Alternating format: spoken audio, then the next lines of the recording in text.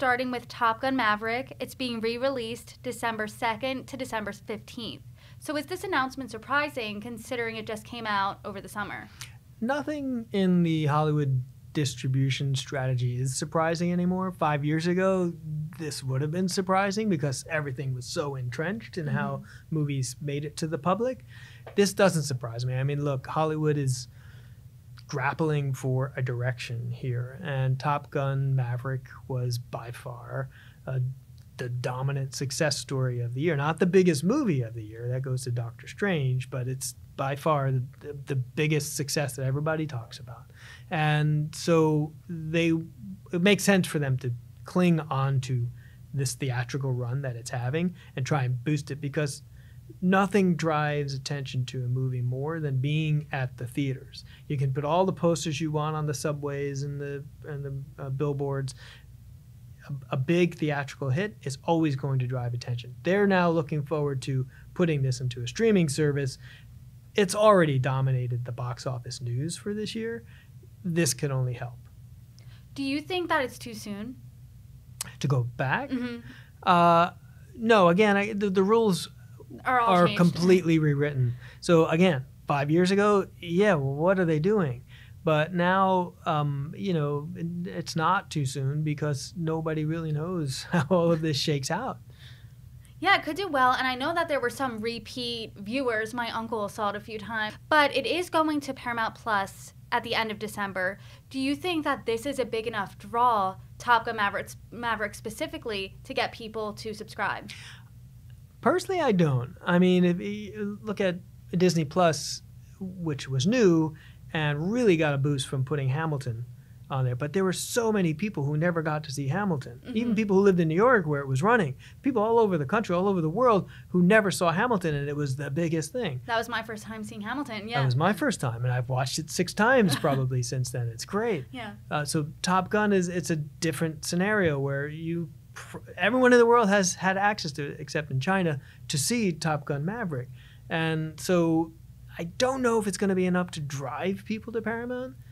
It certainly wouldn't be enough to keep them there. And that streaming service could use a lot of help. So I'm not sure that this is the saving grace. It won't hurt. But it might not help. It might not help that much. I do want to talk about the box office generally. So what have been the winners and losers at the box office recently? Well, Wakanda is still crushing it. I mean, that one doesn't seem to be going away. But again, the competition has not been that great. So it's really looking at can it hold its own against Avatar, which is coming out soon. Certainly Avatar is going to dominate the box office when it comes. Will Wakanda keep drawing people in? It's very possible. It's got great reviews, and it's a great sequel. But, when you're up against movies that, quite frankly, just bomb, like She Said, the Harvey Weinstein story, and the latest Disney animation movie, it's not hard to stay number one. Do you think Avatar is the only thing that could potentially kneecap Wakanda Forever? It's certainly looking that way, and the buzz on Avatar, which isn't really from the ground up, it's kind of from the top down. I mean, they're really pushing the trailers and the promotion, the effects, and Fox and Cameron are they need to make a lot of money on this film for it to pay off. So they're creating the buzz. Got it. But something that I guess the buzz wasn't there, was Strange World. And the Wrap said, quote, "It's turning out to be one of the biggest bombs in the history of the famed animation studio. Strange World is animated, but it had an all-star cast: Jake Gyllenhaal, Gabrielle Union, Dennis Quaid, Lucy Liu. So where did it go wrong?" It's a good question. Disney, it's hard to say whether it was the story or the animation itself. It's hard to say on that one. Disney, for all of its authority in the animation world, has had bombs in the past. I mean, Sleeping Beauty was a bomb back in the 50s. Fantasia was a bomb twice. It came out in the 40s, I think it was, and the Fantasia 2000 came out. Terrible. Treasure Island was another one.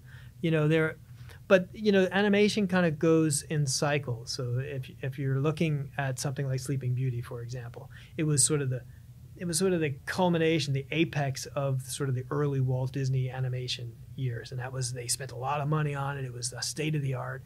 didn't do well. Of course, it's a classic now, right? And then there was that Katzenberg revival in the 90s. And on the heels of that is when Fantasia 2000 came out, which is more of a traditional animation type thing. It flopped. Why? Well, Pixar had stolen the energy at that point. Everyone wanted digital animation. And so we may be in a transition point with animation where Disney needs to find a new drug. But this could also just be a blip. They have had animation bombs in the past, and this is just another unfortunate one. Yeah, and Variety even reported that the movie's expected to lose $100 million in its theatrical run. So do you think that it going to a streamer could potentially save it, or is this just a loss? No, I think they pretty much have written this asset off. I mean, bombs went to DVD in the past, and went to all cable television. It'll generate some. The losses will be mitigated to some extent. It's probably a movie kids will want to watch on airplanes, but no, it's a money loser. There's no way to fix that. Got it. One movie that did come out, it got a limited theatrical release, Glass Onion, and CNBC reported that the movie likely made $13 to $15 million, and quote, box office analysts predicted the film could have hauled in more than $200 million in ticket sales before the end of its run if it had been given a wider global release. So and it was only out for 5 days. So why did Netflix choose this limited window? Yeah, this is another good question, and it goes back to the rules are being rewritten and no one really knows what the right recipe is.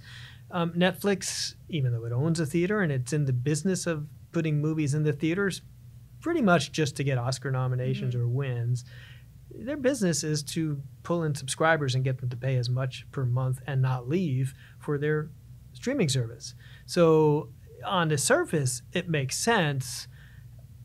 And will it pay off in the end? Will it, if you haven't seen it in the theaters because it wasn't there, will you keep your Netflix subscription for another couple of years? You might. Hard to say. Do you think this was a mistake on Netflix's part to pull it early, or do you think that they should have simultaneously had it in theaters and also offered it on streaming a month later? I mean, and that strategy has worked, and it worked during the pandemic, and it worked shortly after when people maybe were a little afraid to go to theater. Day and date was kind of working. I think they could have pulled it off if they had just left it in the theaters and put it and just see where it works best. I mean, what's the harm? I guess. I mean, they may have better I'm sure they have better access to the numbers than I do. But if it's in the theaters, but you prefer not to go to the theater and you're a Netflix subscriber, well, you don't lose any money as Netflix by that person not going to the theater. You will lose the person who goes, oh, well, I don't have to go to the theater because I can watch it at home. But then you're still keeping that customer. You're still keeping that subscriber. So this one was a little hard to understand as well. I agree. It seems like the theme of this movie talk is throwing strategy at the wall, seeing what sticks. That one doesn't seem like the best strategy. But Rob LaFranco, thank you so much for coming on and breaking it down. Always good to be here.